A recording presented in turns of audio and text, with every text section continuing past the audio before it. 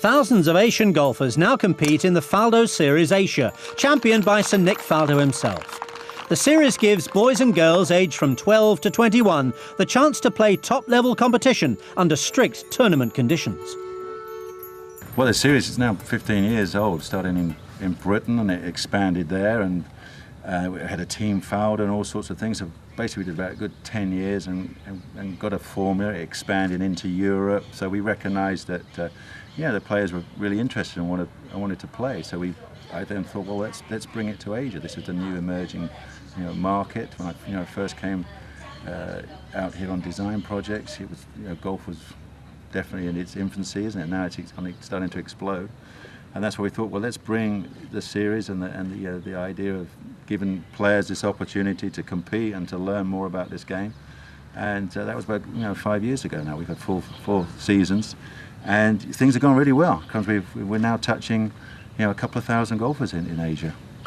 The series is supported by major partners, including the R&A and Mission Hills, which has hosted the Grand Final since its launch. This is the 4th year of the Faldo Series partnership with Mission Hills. From our first year in 2006, it was only one stop in all of Asia, and we have been able to grow this series to over 12 countries in Asia. So together with Sir Nick and Mission Hills, we're able to bring in the very best players from all across Asia to come to here in Mission Hills for this Grand Final.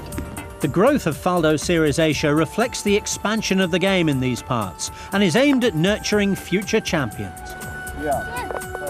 Probably the most rewarding thing is now, even though it's a new event, it's kind of deemed as one of the amateur majors, out here. So that's pretty cool. I think that's what I think the kids will.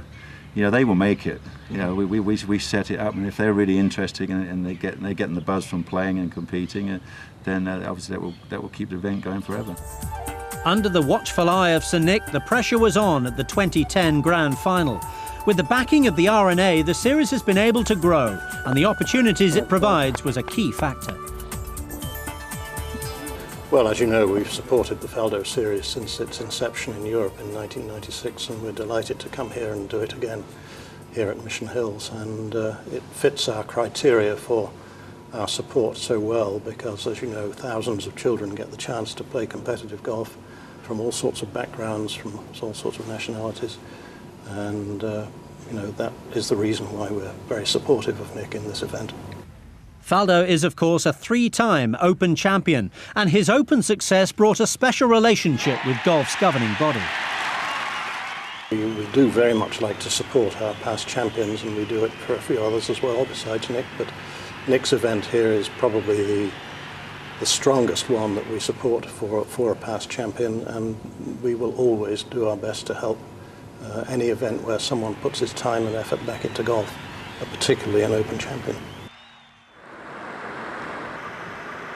Rain or shine, Faldo takes a personal interest in the players involved in the Grand Final. Mission Hills in China has become the home of Faldo Series Asia.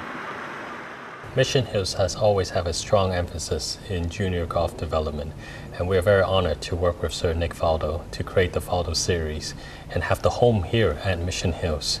And from this series, we are able to groom and train the very best talented juniors in all across Asia to come here for this Grand Final.